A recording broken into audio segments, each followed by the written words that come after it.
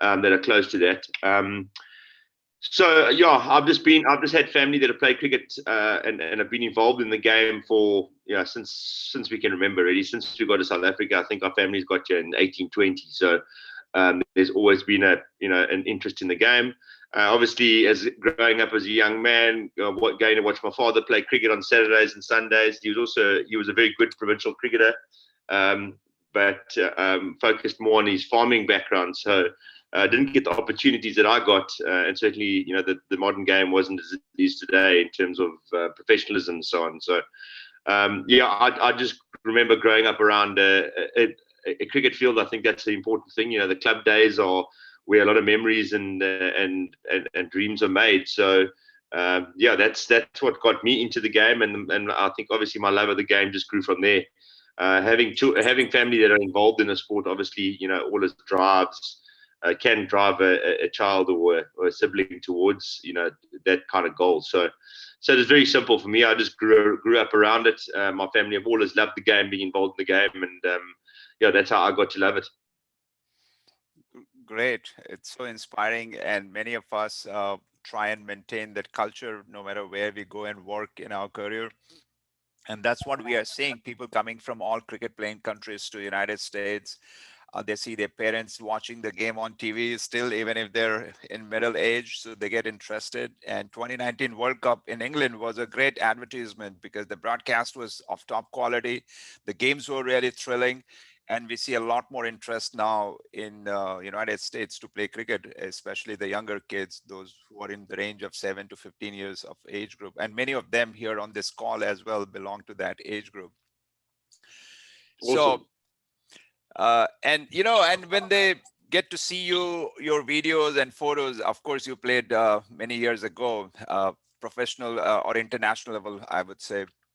Now, one thing, what many of the kids wanted to know about your performances on the ground is specific to that 8-wicket partnership, and that was against India as well, and it turned the game around. I think South African team was collapsing almost, and you and the other batter, Andrew Hall, I think was the batter along with you. Can you just take us through that experience and how you all managed to put that partnership together and what really worked for you? Yeah, look, I think the main point of that whole game was, I was in early. We were in a lot of trouble, but because I came in quite early, I had a lot of time. So, I could get in. I managed to get myself in. It was a good pitch, believe it or not, even though we were in big trouble at the time. I just got myself in. I managed to get through, 20 overs. We were in a bit of trouble, so we had to go tentatively to start. And then, the game just dictated how to play, really. We were running out of overs. And, we had to start attacking. I think when I got to 50, I think we only had like 5 or 6 overs left. So it was important that I think we'd first up batted with Sean Pollock for a while and then Andrew Hall. So, look, it was simple. I mean, I just had to then, when I got to 50, we sort of had a total, a smallish total to bowl to. So the pressure was a little bit more off. And I was, as I said, had been time at the wicket. So, I mean, I managed to play a few shots that came off. And then you just get the momentum, when you start dominating like that and you're hitting the ball well, more than often, as I say, you take the momentum with you. And I was fortunate enough to be not out that day and us to get a good score and win the game. So it's pleasing, obviously, to play against India and do well against India because they're a really good side. And, it's always good when you score runs and when you're under pressure. It's that's where you really stand up and you want to be counted. So I was fortunate to do that a few times in South Africa. But as I say, it also comes back to you because I had time. So, I wasn't just at the back end. Being a finisher, a lot of the times I had to come in with 5, 6 overs and try and score as many runs as I can, which is not so easy. So having some time at the crease definitely helped. And as it was my day, and I was fortunate enough to get to the end. That's great. That's great. And you might have seen that, some of the fans have curated that video and shown that, this time South Africa didn't choke and they could turn around and win the game. Yeah, so I saw that. Yeah. So that was really interesting. And when I found, oh, you were there in that video and that was your innings, what they are referring to, because India, South Africa, unfortunately got that tag. So that as a team, it's been a great performing team all the time. Yeah, unfortunately we did. Yeah. Yes. One last thing before I request all our young players and their parents as well to ask direct question, because that's our main focus is for this call. Many of us may not have noticed earlier. I see a lot of folks who follow Chennai Super King in IPL. They are a big fan of CSK, and you spent some time with them as well. How was your experience with MS Dhoni and gang playing IPL in India? It is unbelievable.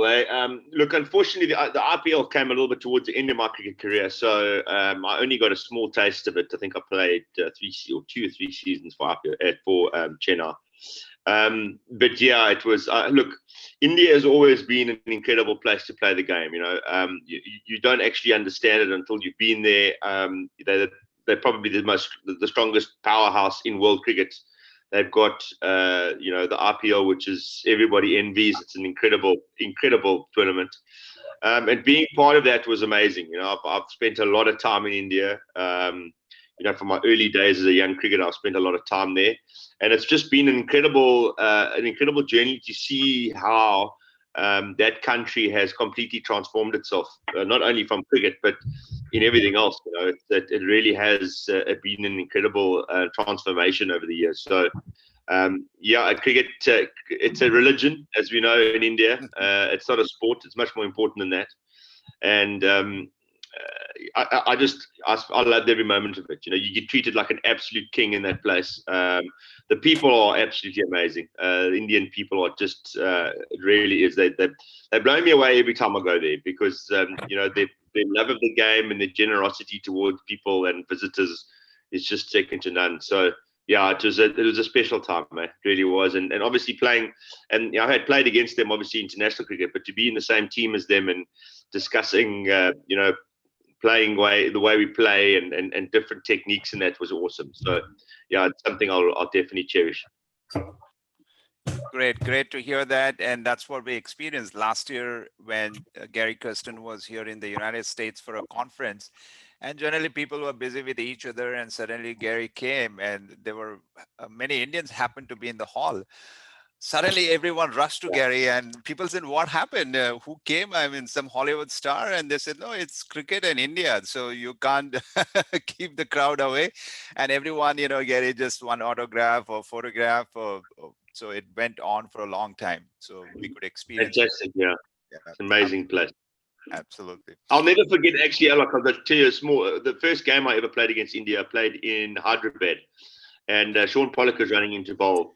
And I think during that over, if a ball had come to me, I would have dropped the ball or made a mistake. I've never heard noise and an atmosphere like that in my life. Obviously, those Indian stadiums are very big and very close to the ground. So, Hyderabad is just sort of like a coliseum, really. So it was mind blowing, and that has been the experience of playing in India every time. It's just the excitement that people have for the sport there is, I think, what keeps cricket going in the world, to be honest. Because if you didn't have India, I think we'd be in big trouble.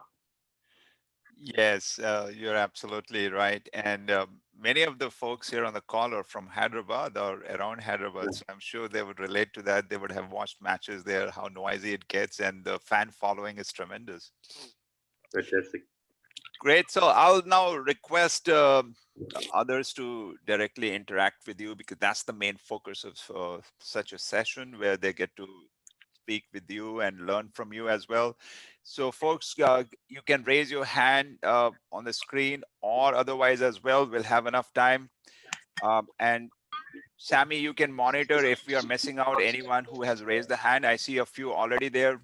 Rajiv, you want to go ahead? I see your hand.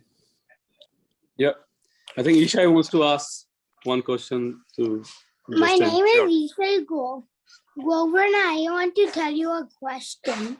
Awesome. So, can you give me one advice, like small young cricketers like me?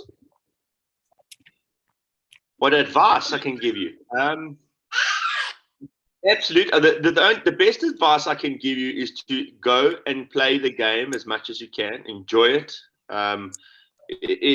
That's why we play the game. I think I think we get caught up a little bit sometimes, and obviously because cricket has become a very professional and a very lucrative career these days, the best thing you can do at your age is to watch every single game you can, be involved, play every day. That's how you improve. So the enjoyment factor for cricket is the number one reason why we play the game. If you've got that enjoyment factor, it takes care of everything else. So that's what the one bit of advice I would give for you is when you go out there with your friends or with your dad or whoever you're playing with, go and have the best time. Enjoy yourself. Obviously, learn when you're playing every game. Keep learning. You never stop learning in this game, no matter how old you are. Sachin Tendulkar never stopped learning. So just keep learning and keep enjoying it. So I think that would be the one takeaway I would give to you young guys is to love every 1 minute of being on that field and love the game. Simple as that. Thank you. Thank you. Great. Palak, you want to go ahead next? Okay. My name is Paul. I wanted to ask you a question. Who was the toughest bowler you had ever faced and why? Good question. I think the toughest bowler I ever faced was probably Shane Warne. It just was obviously a genius bowler, but mentally he never stopped coming. So when it came to spinners, he was certainly up there with the most difficult guy to face, especially in a test match. He just never gave you anything for free, and he was just always on the button. And mentally, as I said, it was very taxing playing against him. A fast bowler, the worst fast bowler I ever faced was Shoaib Akhtar by a country mile. He was the only bowler I ever faced where it was really raw pace where you actually didn't actually believe, you thought that if you got it wrong here you could actually die. So he really was a frightening bowler, and it was very difficult to face because he used to hide the ball away when he used to run in. It wasn't a classical action. So that was certainly some of the toughest bowling to try and score off was Shoaib Akhtar. Wow. Very interesting question, Palak. And I learned a little bit about fast bowlers, how even Shane Warne from you, Kempe, how you understood about their attacking mode. Aprajit, you want to go next? So I think I've seen enough videos of that huge six you hit on Shane Bond. I forgot what year it was in, whatever. So Yes. Since not everyone hits that big of a six, so how did you like was there any technique or something that you used or something? Like, how do you hit that six? But that's not normal.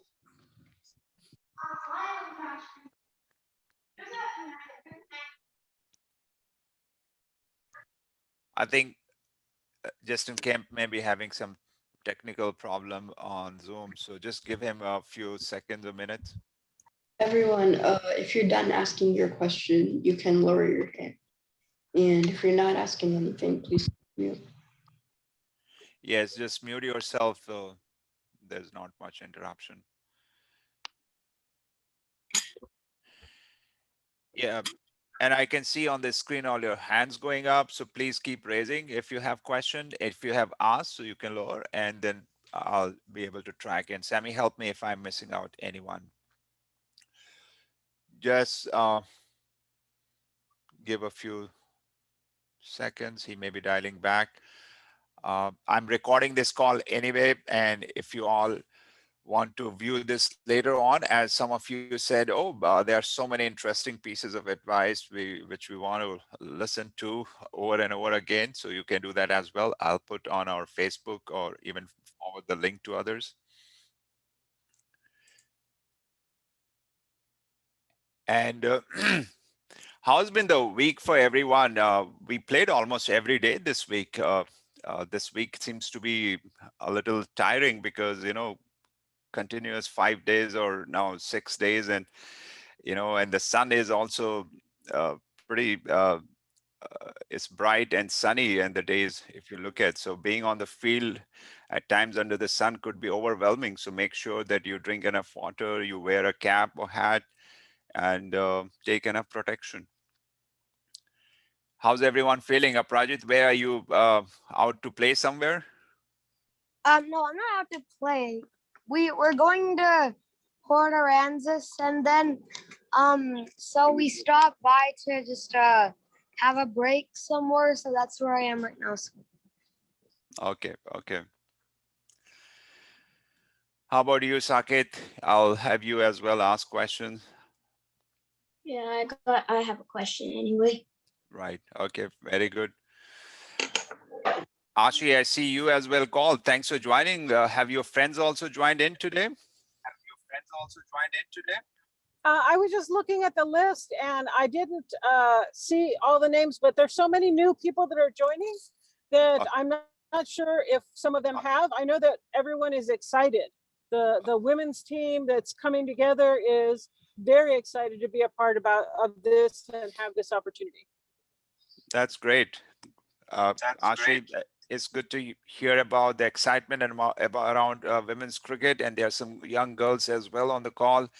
They have been looking forward to forming a bigger group. So I'm sure in coming weeks, there would be a session together and they all can take it forward. And as we all know, inter-regional going on, and then there would be regional tournament in Houston in a few weeks' time in July. So national coaching staff would also be there. They have agreed to spend some time with our Austin team. Yeah, we are excited. One of our players, Austin players, is playing this morning for Dallas. Rohini has gone out there. Manisha went with her too. But Rohini is playing for Dallas this morning. So we've been following the scores this morning, and some of us have talked about going to see some of the matches out in Houston in July. So and cheering on the teams that are already formed. So it's something we're looking forward to. Very good, very good. So I see here Mahi on the call and Isha. I see a few other girls as well. So we have a good company, Isha and Mahi. And Manisha was on the field the other day to chat up with these girls. And let me just send the link to again to Kempi. He is struggling to dial back. Just give me a few seconds.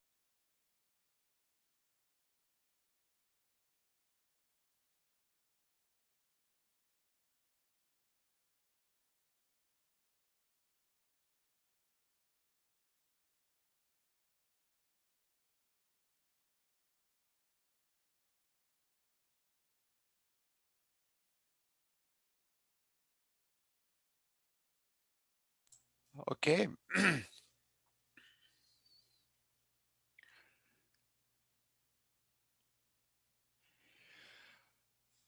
I see Shafi as well on the calls. Shafi, thank you for joining. You have been a great mentor to the youth cricket here in Austin.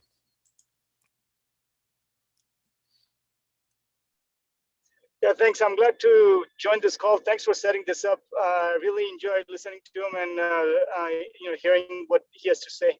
It's always very great to listen to these international players because there's a reason why they became international and they have something special. So it's always good to listen to and ask questions to these international players. Thanks. Great. Thanks, Shafi. And looks like Kempi is back. Kempi, can you hear me?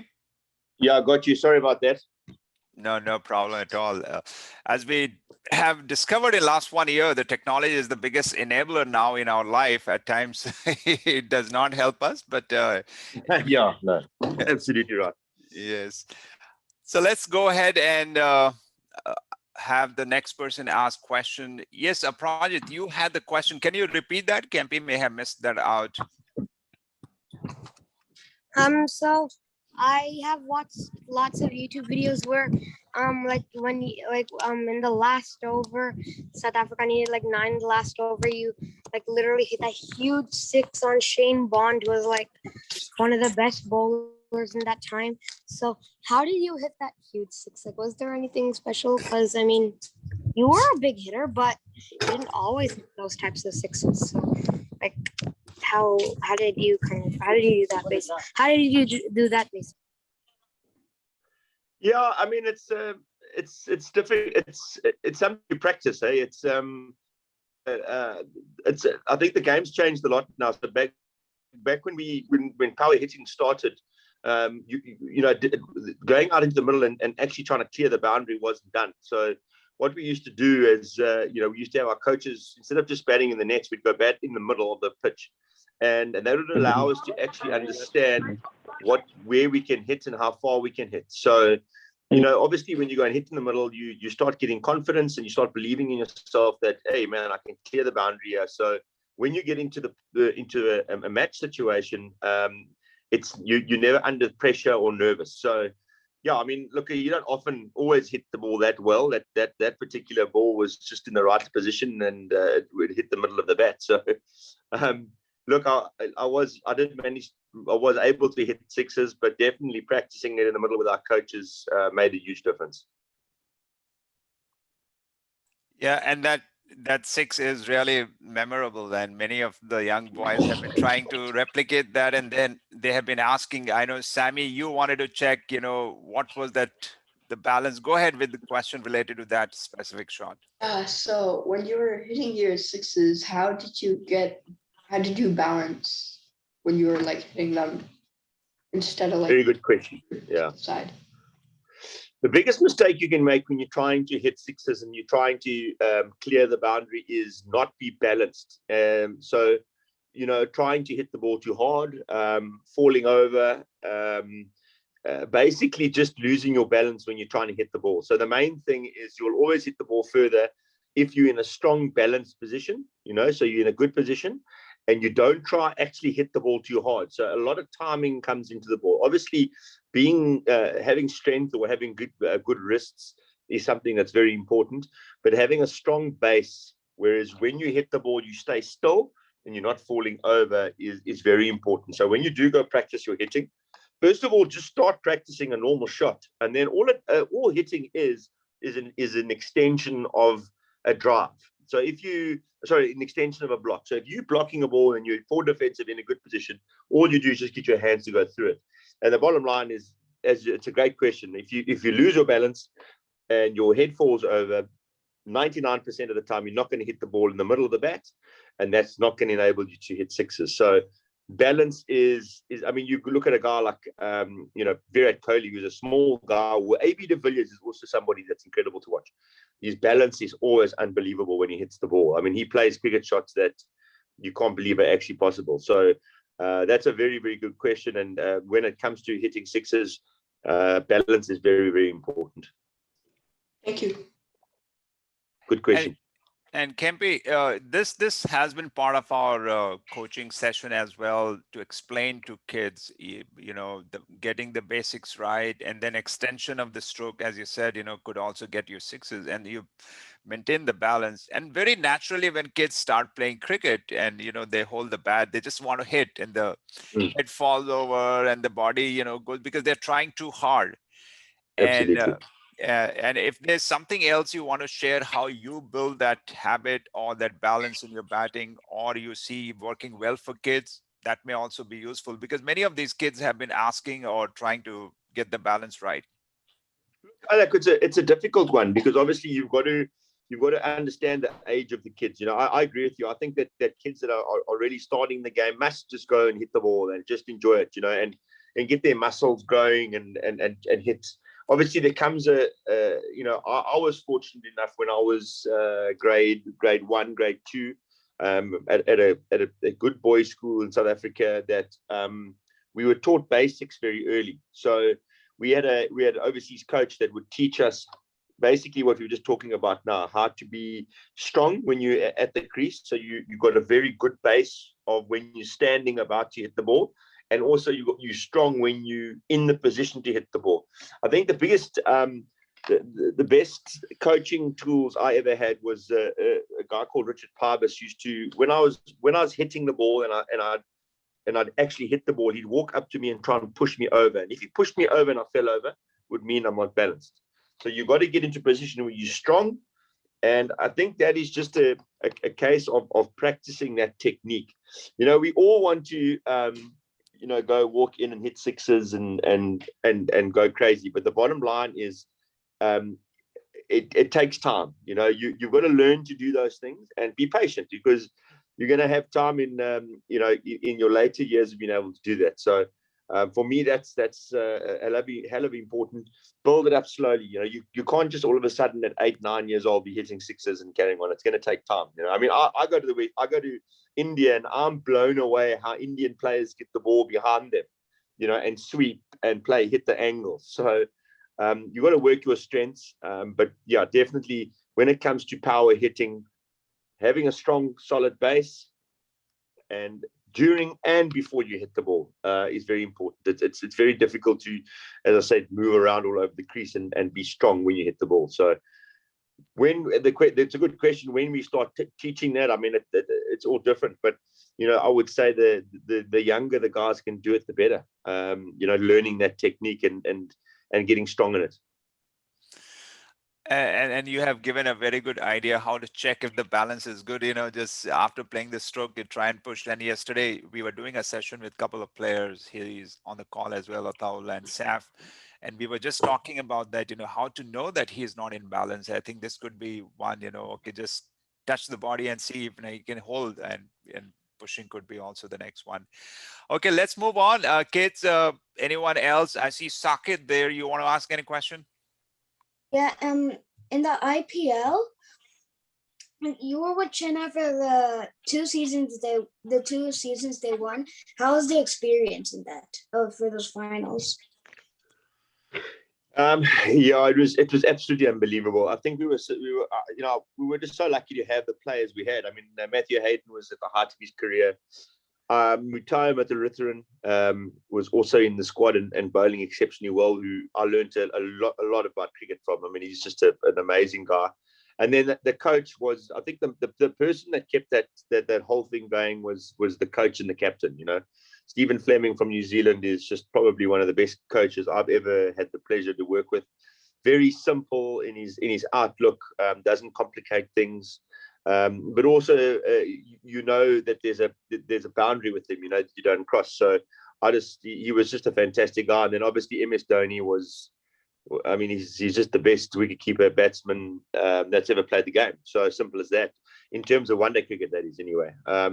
You know, the games that he won for us were ridiculous. I mean, the semi-final that I think it was the semi-final against Punjab when he won it, and he came in and scored, I don't know, 50 off nothing. But yeah, it was an amazing experience. And the main thing, as you say, is the team was just an awesome team to play with. You know, you had absolute legends in that side and people to learn from. Michael Hussey, you know, Mackay and Tini was with us. We had some really good players. So yeah, I thoroughly enjoyed it. It was awesome, absolutely awesome. Great. There are many Chennai Super King fans on the call, so I'm sure there would be some more.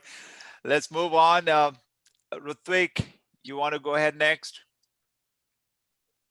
Yeah, so what was like your hardest match and to play, and what made it so hard? That's an easy one. The hardest games I ever played against were against Australia and test matches and one-day games. Not hard, but challenging. They were, and the reason why is that they were just such a good side. They were, you know, they never backed off. You had to win the game. They never gave you anything. They just played with an intensity that was very, very different to any other teams that I played against. Yeah, so that Australian team, which was captained by Ricky Ponting, yeah, I mean, they had absolutely Shane Warne, Glenn McGrath. I mean, they had geniuses all over the place. So they were just really a fantastic side to play against. And without a doubt, the biggest challenge I ever faced was playing against them.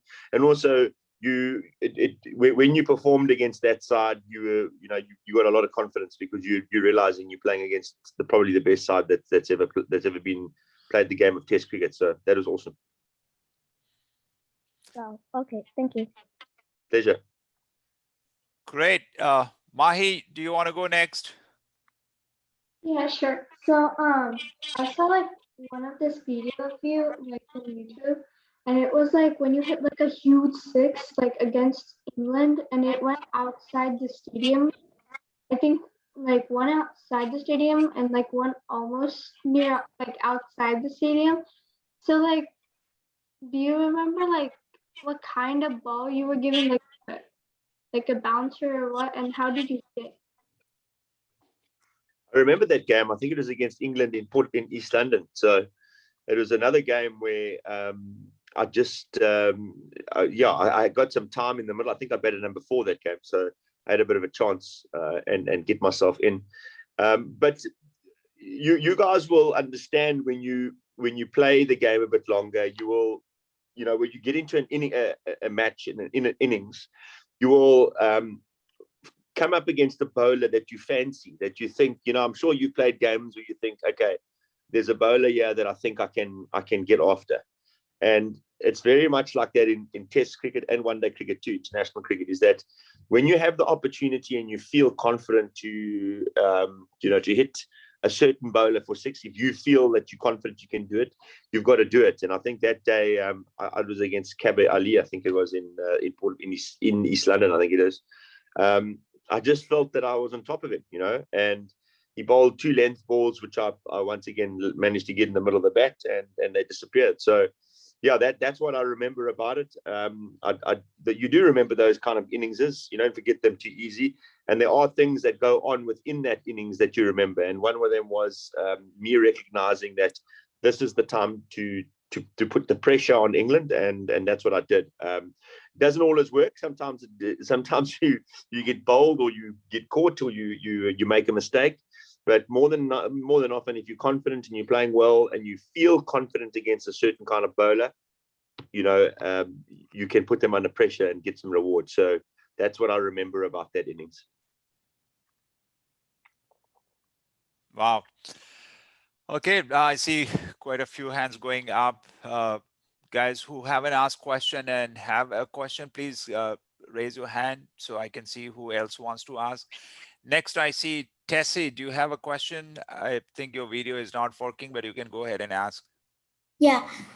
This morning I was watching one of your videos and I realized how like your body stays in place, but it's really just your bat that's doing all the work. Was that something that came naturally to you, or did your coach teach it? Sorry, I lost you. My body did what? Sorry, I didn't hear you. Say that again, please. Your body would stay in one place instead of like going all over the place, but your bat was doing all the work. Is that something that came naturally to you, or did your coach teach it to you? You guys ask very good questions for young players. Alec, you've got some good talent on your hands. No, so that's basically what we were talking about earlier. It's another good question. So the stiller you are, the more power you generate with a bat. It's the same with golf. Like so obviously there are a few different like the Bryson DeChambeau or whatever that try to hit the ball completely out of the golf course. But if you look at some of the best golf ball hitters in the world, they've got a beautiful rhythmical swing. And their body is always in control, and they don't lose their balance, and everything looks good. So pretty much with batting as well, as we spoke about earlier, it's just about staying still as possible and making sure your bat comes through in a nice straight arc. So yeah, when you're playing your best, that's what happens. When you get into a bit of a bad patch, sometimes your body can move a little bit and you get a bit anxious. But when you're playing well, your head's going to be very, very still. I'm sure your coaches have told you over there, the most important thing when you're batting is to keep your head as still as possible, level and still. And yes, making sure your body is also very still. So get into positions and be still, good, strong position. So yeah, it's something we definitely coached from an early age. And also when you're playing international cricket, it's you have drills where you actually teach yourself to be nice and still at the crease. By doing that, you actually generate more power when you hit the ball. So yeah, that's a great observation. Great. And Kempi, I can ask one question there, and which got highlighted in our cohort as well, that international players, or even the best of the international players, they have those simple drills all the time. It's not like they are doing something very different, and day in, day out, those basic drills are actually making the difference for their confidence level, and of course, being in a good rhythm. Any thoughts you have? Yeah, look, absolutely. I mean, when I play, I'll tell you, AB de Villiers. I played a lot of cricket with AB. He's got the most simple drills that you've ever seen. He gets somebody to underarm the ball, and all he does is he hits the ball right under his eyes and into the ground. Make sure that he's got a good rhythm with his bat, and he's hitting the ball in the middle. You'll do a few drills where he doesn't move his feet, so his body's nice and strong, and his head's in a good position. Jock Callis was another one. They're certainly not, well, the players I've played with anyway certainly do not have these incredible drills that are difficult. It's very simple. In cricket, when you're under pressure, you go back to basics. You always go back to what you learned and the good position. So once again, if you are teaching these young kids, even when I'm teaching the boys at the school I coach at, I'm always trying to make it as simple as possible and make sure that you go back to basics. And when you're feeling a little bit out of form, you go back to basics and you have that very simple drill of, underarms to start with, really. So you slow everything down. So that has always been something that's intrigued me about professional cricketers, how they really go back to simple drills when they're under pressure. Well, I'm sure for young cricketers, it would be really eye-opening that, the drills are the same and very basic, what they need to continue working on. Absolutely. Okay, so let's move on to the next person. See, Nikhil, do you want to go next? Yes, hi. Thank you for this opportunity. So my question to Justin is basically, so I play at the club level and I'm also coaching kids. And one of the things that I wanted to ask is his experience mainly with the mental aspect of the game. I mean, like Rahul Dravid famously said recently that you'll probably have more bad days, you might fail more than you succeed in cricket. But having said that, how do you keep yourself motivated? Like, what is his experience? How do you come back? Let's say you might get out early on a certain day, but you still keep yourself positive, and the importance of self-belief, or just his experience, if you can share thoughts for the kids. I mean, Yeah, that's another great question. Nice. So thank you. Thank you. I think when it comes to self-belief in cricket, the thing that drove me and what was most important to me was when I practiced. When I left practice, I felt as if I'd done enough. I had all my boxes ticked. I was ready to play. Then when I would play a cricket game, cricket is a very difficult game. I mean, people average, the best cricketers average 50. So, 50% of the time you're getting out. So for me, the best aspect of getting through this, the best way of getting through this is to train like you play. So as I said, you walk into a game knowing that I've done everything I need to do in the practice area. I'm feeling fantastic. I've covered all my bases, and I'm going to go and play the best I can possibly do on the game. If I fail, then the bowler's got me out, or I've got an unlucky bounce or something. That kind of stuff you can't, you can't plan for that. That's not a controllable. So the main thing for cricket is control what you can control. So before the Saturday game or whatever game, when you're having a build-up, just make sure that your net practices are spot on. If you need to do extra work, do extra work. So when you walk out there on Saturday, you've got nothing negative going through your head. You're ready. You've done it. And yes, I mean, cricket is quite a mind game. You have to understand that you are going to fail, and you're going to fail a lot. But if you do all that work and you do, and the best players I've ever played with are guys that train the best. simple as that. Guys like Kevin Peterson, all the Indian players, they hit thousands of balls in the week. They practice. They're just amazing how they do that. And when I was playing my best cricket, when I was playing for South Africa and playing provincial cricket, I was at practices. I was focused. I was, as I said, I had nothing unturned when I went onto the match. So that is, and for me, was the big way of getting over the mental aspect. Even if I was under pressure, control what you can control. You can go and have 4 or 5 days of amazing practice. Okay, you can control that. Going out into the middle and Brett Lee knocks your middle stump out the ground with a massive in-swinger, it's going to, you got to have the tools to try to keep it out. But if that kind of stuff happens, it happens. It's just when you get into the position to score runs, you've done all that work and you're ready to go. So for me, that's the advice I give to all the young players I play. Do your homework, get everything done, and then then also enjoy the game. Go to the field.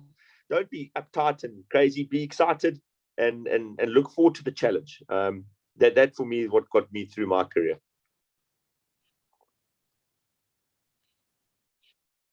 Great, awesome insight. Very valuable to record. Okay, now let's move on to the next person I see on the screen is Ishant. Please go ahead. Hi, my name is Ishant. So whenever you come into bat, you are very nervous. Like, what if I get out on the first ball? And let's say a spinner bowls and pitch where you need to get out of the crease to play the ball. You're always thinking if you get stumped, if it turns. So you need confidence to be sure of playing the ball. So what do you do to gain confidence and be sure, I'll play this ball? And so what do you do?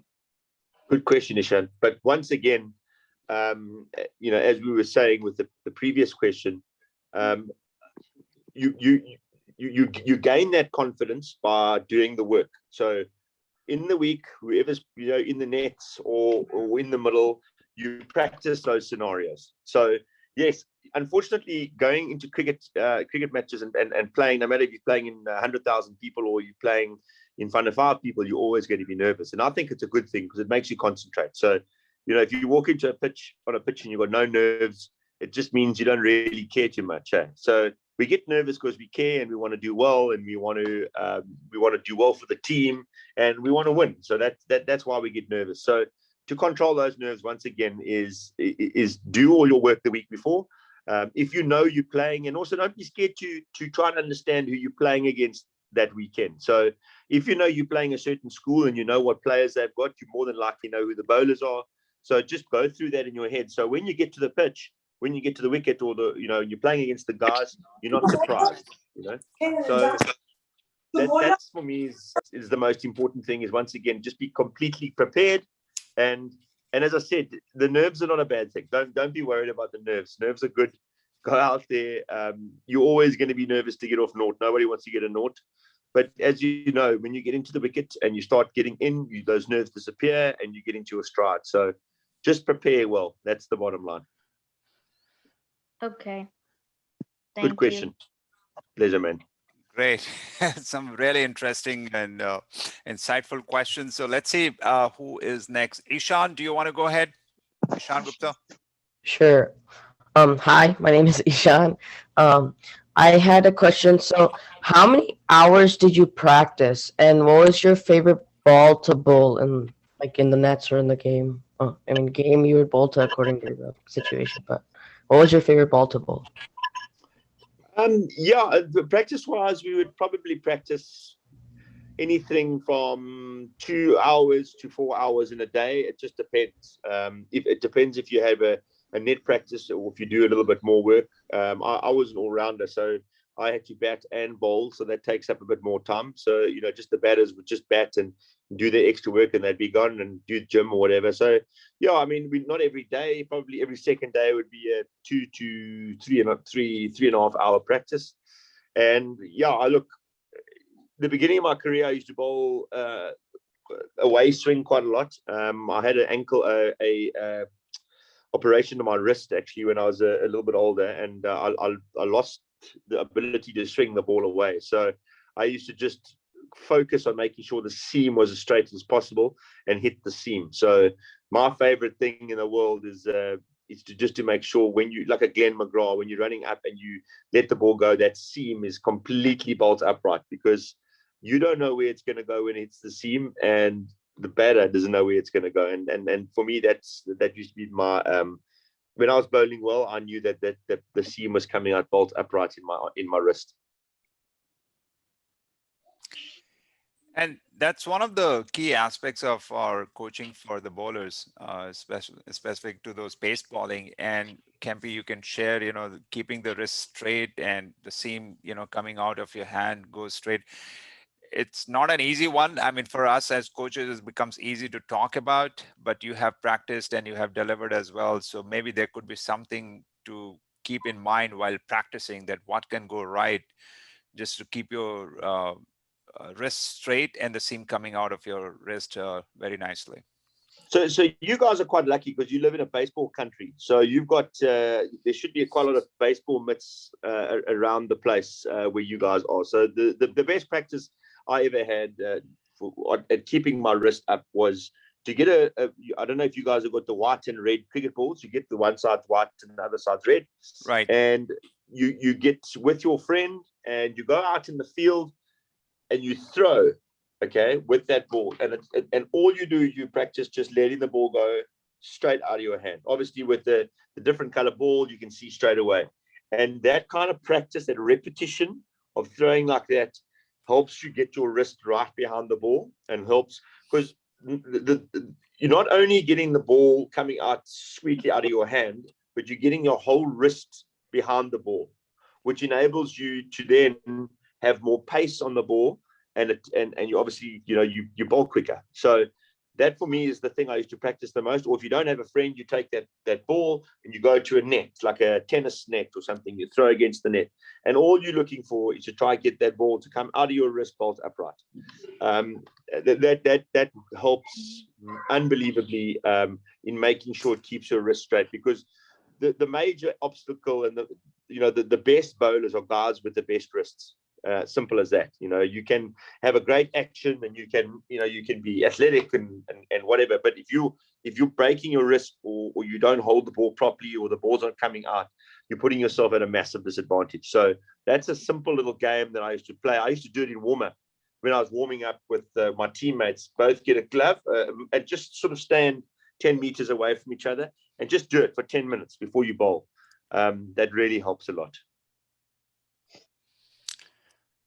That's very useful drill you talked about, Kemp. Yeah, I'm sure kids would love to do, because I see now some of the balls being available online on Amazon. I see we bought a couple of them as well with 2 different colors. And I think that would be now the way forward to ensure kids pick one and then keep in their bag, and any free time or any time when they're practicing, they just do that for 5-10 minutes every day. It's a great tool, Alok. Even if you're practicing your bowling or you're working on your technique, is to have that ball, and so you immediately see what's happening with out of your wrist. If the ball's all shaky and it's coming out at a wrong angle, immediately there's something wrong with my wrist. That tells you straight away. Whereas obviously, when you got a red ball, you don't often see that. So yeah, it definitely is one of the tools we used a lot of. That's great. Okay, let's see who else has question. Aprajit, you have another question. I see your hand again going up. Yeah. So my other question is that so yeah, I heard of the partnership. I think actually Coach Alok told me last night after the session. So actually, do you think do you think you did anything different, partnership with Andrew Hall, because that was the world record. So, yeah, because that was the world record. So what do you think you did special with Andrew? Prajit, I think connectivity is not good, but I can catch the question. Yeah, Kempe is the same, the partnership. Yeah, did you I do sort of anything? got the question. Okay, good. Please go I ahead then. think, yeah, look, there's nothing special that we did. It was just basically on that day, you know, we got an opportunity to stay in. Obviously, there's a bit of luck that goes your way too. You know, you got to have a bit of luck in these games. So all we did was just to try and bat as long as we could in that game. So, you know, we were in really big trouble. I think after 20 overs, we were like 6 or 7 down or something. So, you know, if we had gone and trying to make a big shot or make a big play and get out, we would have lost the game. So it basically, all we did was we stuck in there. And when we got to, as I say, like the 10 overs to go, all of a sudden we were in and we were dominating. And once again, we managed to get a few over the boundary. So, yeah, look, the situations in one-day cricket and 2020 cricket tell you how to play most of the time. So that's basically how we played that game. It told us we had to stay in, and then with the last 10 overs, it tells you, look, you've got to get on because you're running out of balls. So, you know, that's obviously the game's changed in 2020 where you got to just go from ball one. But in the 50-over game, you've got more time, and that's basically what happened that day. Great. So now let's see who else has question. Krishab, you want to go ahead, Krishab Bhatt? Yeah, I just have a question of what practices we can do to get better. What practices? For batting or for bowling? For what? For batting, because I'm having a little problem watching the ball and trying to play it. So as we said earlier, the best thing you can possibly do with your batting is to make sure that your technique is good. So with your coaches or the guys that are helping you, you just need to go back to basics. And the basics is the most important thing. Just make sure that you know your stance is right, your back lip right, your head is right, and you're going towards the ball all the time and you're not falling away. So the only advice I can give to you is you know, even if you go onto the internet, just go and look at simple batting drills for defensive and cover drives, and just perfect those. You know, don't get ahead of yourself and try and do too many different things. Just do the simple drills as best as you possibly can. That'll help your game. Okay. Okay. Great. And watch the ball. Watch the ball. Don't ever not watch the ball. Hey? Got it. I think, Okay. Kempe, you know, that's one of the key points, and especially kids who are just starting off, they try and hit the ball and, you know, eyes closing and then they wonder why some balls are missing. So watching the ball is really so important. Absolutely. 100%. Okay, so we are almost getting to the time. Let me see who else has not been able to ask any questions. Anyone who hasn't asked question, please raise your hand so that we give a chance to everyone. Palak, you want to go ahead with yours? You have another one? Okay. Okay, yeah, I do. I've got two questions. So my first question will be like, you know, like the standard classical cricket shots like cover drive and the on drive and those. What about like the inventive shots that like, you know, like uppercut and stuff? Would you recommend those if you don't have too much muscle to get some boundaries? Absolutely. The game has changed so much. I mean, as I said, you watch the IPL and you watch the Indian players. I mean, those guys aren't very big players, and they still hit the ball a country mile. Look, the bats that are around these days are also amazing.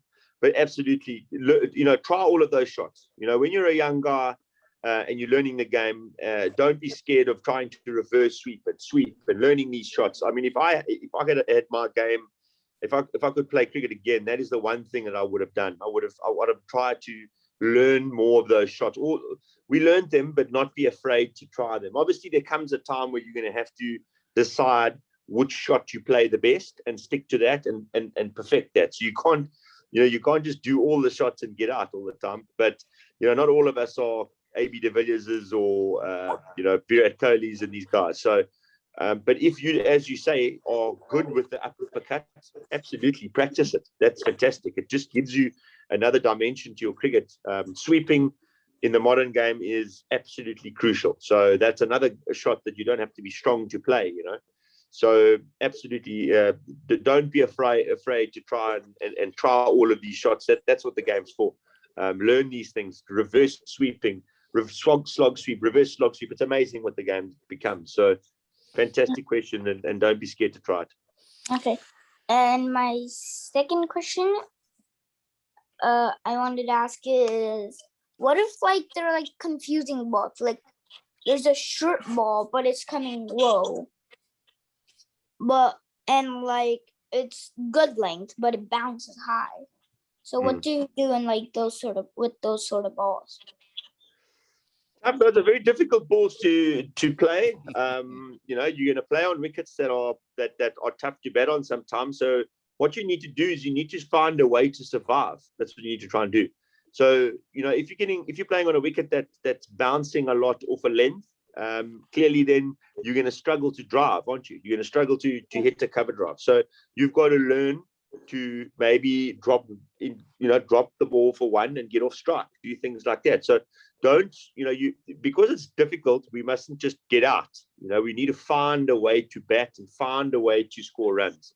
So when you're playing on all these difficult wickets, many times a certain shot might not be playable. Then you go back, as you say, with all these other shots that you're going to practice, you use that shot. So it's just if you prepared for these kind of things, and you have the ability to play a lot of different shots, you will make a plan in those situations. But look, you still got a lot to learn in the game, so it will get easier for you, and you will start playing on better wickets too. That are.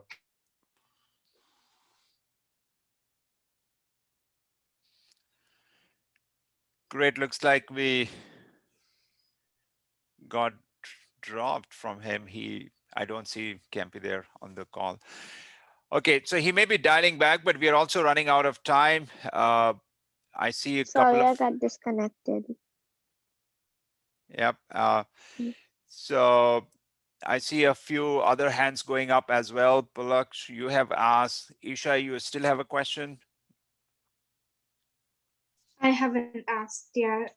Okay, so just we'll take a couple of minutes more once he joins back, and then we'll try and wrap up quickly. We are already out of time, and your parents may have some schedule as well for Saturday and Sunday, so we don't want to hold you back. And all the kids will continue to have such sessions, so don't hesitate to work on your game, think about what's working, not working, keep talking with your coaches and parents, and see when you find a good opportunity to ask such questions, so you get to learn from international players and coaches.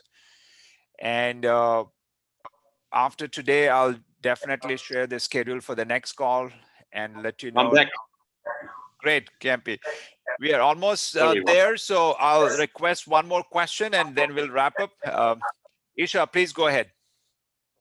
Okay, so what kind of bowler were you? Were you like spin or fast or what bowler were you? I was a medium pace bowler. Unfortunately, when I was a young guy, I bowled decent pace, but no, being an all rounder, you find it quite difficult to do both disciplines. So at the back end of my career, I was a medium pace bowler, so not very fast, but was consistent. And I had one more question. What do you think was your best? What do you think was your best ball ever bowled? My best ball. It's an interesting one, eh? I probably played against a guy called Carl Hooper, who was much older than you guys. And I played against the West Indies, and he was a fantastic bowler, a batsman. And he was dominating us quite a bit. And I bowled the back of the hand slower ball to him, which completely bamboozled him. He played like 4 shots before the ball arrived, and it bowled him. So that can either work very well or work very badly. But thankfully on that day, it worked very well. So that's probably one of the most memorable balls I bowled. Yeah. Oh, nice. That's interesting. I want to be a fast bowler, but the problem is I keep on and my balls either go out of target or they go like in the open nets. They go up and above. Lots of practice. That's all it is, eh? That's how you get better. So it's just, I mean, all the great bowlers in the world, all the best bowlers practice just like you do for hours and hours and hours. So just get in there and keep practicing, and you'll get better. Okay, thank you. Absolutely. Yeah, practice is so crucial, and we are running out of time. So Kempi, we won't hold you back. It's nighttime there in South Africa. Thanks very much for taking time and sharing such valuable tips and your insights. So we are so grateful to your time. I got one more question. Come on, go for it. What you got? Come on, tell me. Okay, who was the hardest batsman you ever faced when you were bowling? Brian Lara. You remember Brian Lara? Brian Lara was an absolute genius of a batsman. Obviously, I played with guys like AB de Villiers and Jock Callis, but Brian Lara was unbelievable because he could just hit a one ball in 5 different areas. So he just was that kind of talented guy. Sachin Tendulkar was also a magnificent cricketer, but he, you knew with Sachin, if you bowled a good ball to him, he'd leave you. So whereas with Lara, you bowl a good ball and he could hit you for 6. That's the kind of guy I was. So he was definitely the best batter I ever bowled to. But definitely he was just an amazing guy to bowl to. Absolutely. Many of us believe that, yes, he was one of the greatest ever. So that's great. Sure. So Kempi, any last comment or thoughts or tips you want to share with this younger group of players who are trying to play the game and improve as well and make their career in the future if they want to carry on? Absolutely, guys. It's you're lucky to have guys like Alok that are there and are helping you and are improving themselves all the time as coaches. So you're in good hands. And as I say, the main advice I can give to you is just to make sure that you enjoy every minute of it and practice hard. When you're in the nets, the most serious I ever was in the cricket game in cricket was when I was practicing. So just make sure that you when you are practicing, that for me is makes a cricketer. That's where you do your hard work, where you do your homework. And obviously practice properly. Make sure that you're doing the right drills and you becoming a better cricketer. So it's a great journey that you started, and just enjoy it. Just have fun. It's in a magnificent game, and it's going places. I mean, it's changing all the time. It's just incredible how quickly this game's changing. So enjoy every moment of it. Absolutely, that enjoy every moment of it and have fun. Those are the key points we keep making and keep reminding our younger friends just to make sure that they don't miss the fun part of the game as well. And Kempi, yeah, we'll look forward to having you one day in Austin whenever you visit the United States. We would like to spend some time on the field as well in person. We know you have your good friend Gary Gold here, who's the national coach of. He's the national coach of the rugby team here in the United States. Yes, he's the national coach of the rugby team. Yes, Gary is a great guy. I spent lots of time with him. Okay, great. So do let him know that he has a home as well in Austin, and there are a lot of young players who may want to talk about rugby as well, but more on cricket. Perfect, guys. Nice meeting all of you, and enjoy it. And I hope to see you guys soon. Thanks very much, Alex, for bringing this out. Thanks again, Kempi. Have a good night there. Thanks everyone. Have a good one. Thank you, everyone. Bye-bye. Bye. Bye. Bye. Bye. Bye.